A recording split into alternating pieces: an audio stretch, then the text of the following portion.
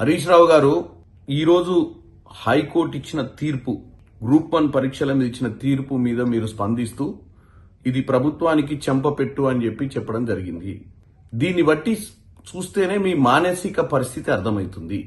నీళ్లు నిధులు నియామకాల నినాదంతో మనం తెచ్చుకున్న తెలంగాణలో మీ హయాంలో 10 సంవత్సరాలలో నియామకాల మీద చిత్తశుద్ధి లేని మీరు సంవత్సరానికి 2 లక్షల ఉద్యోగాలు ఇస్తామని చెప్పి క్యాలెండర్లు రిలీజ్ చేస్తామని 10 సంవత్సరాలలో డిఎస్సి పెట్టని పరిస్థితి, గ్రూప్ 4, గ్రూప్ 3, గ్రూప్ 2, గ్రూప్ 1 పరీక్షలు పెట్టని మీరు మీ హయాంలో పేపర్ లీక్లు అయ్యి పల్లీలు బఠానీల దుకాణాల కాడ పేపర్లు అమ్ముకున్నటువంటి దరిద్రపు పాలన చేసిన మీరు, అసలు పబ్లిక్ సర్వీస్ కమిషన్ అంటేనే దానికి ఉన్న రెప్యుటేషన్ ని ఖరాబ్ చేసిన మీరు ఈ రోజు తెలంగాణలో ఉన్నటువంటి ప్రభుత్వం గురించి మాట్లాడుతున్నారు. మిమ్మల్ని అధికారం నుంచి తొలగించి తెలంగాణలో కొత్త ప్రభుత్వాన్ని తీసుకొచ్చినటువంటి ప్రజల కోసం మంచి చేయాలని డిఎస్సి పెట్టి గ్రూప్ 1, గ్రూప్ 2, గ్రూప్ 3, గ్రూప్ 4 పరీక్షలు ఎట్టి పరిస్థితుల్లో కూడా నాణ్యతతో చేయాలని, దాంతో పాటు ఎక్కేటున్నటువంటి పోస్టులన్నింటినీ భర్తీ చేయాలనుకుంది కాంగ్రెస్ ప్రభుత్వం. ఇప్పుడు మీరు పరిష్కార మార్గాన్ని గురించి మాట్లాడాల్సింది పోయి రాజకీయం మాట్లాడుతుర్రు. ఫస్ట్ ఆఫ్ ఆల్ మీకు ఇన్ని రోజుల నుంచి అధికారంలో ఉర్రు. పబ్లిక్ సర్వీస్ కమిషన్ అపాయింట్ అయిన తర్వాత అదొక ఇండిపెండెంట్ బాడీ.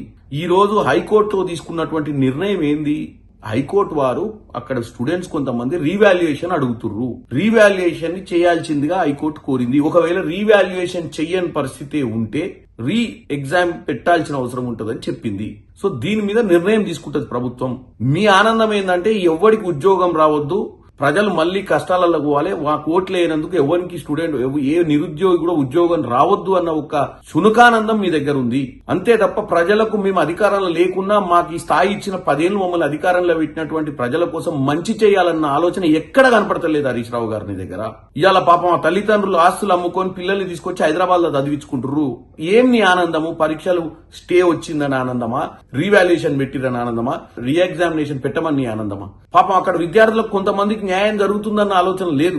డెఫినెట్ గా హైకోర్టు ఆదేశాలను పాటించి అనుసరించి తెలంగాణ పబ్లిక్ సర్వీస్ కమిషన్ ఏం నిర్ణయం తీసుకుంటుందో డెఫినెట్ గా ప్రభుత్వం ఇన్వాల్వ్ అయ్యి డిస్కషన్ చేస్తుంది వాళ్ళతోటి. ఎందుకంటే మాకు చిత్తశుద్ధి ఉంది. ఎట్టి పరిస్థితుల ఎన్నో సంవత్సరాల నుంచి మీ హయాంలో ఉన్నటువంటి నిరుద్యోగులకు న్యాయం చేయాలన్న ఆలోచన ఈ ప్రభుత్వానికి ఉంది.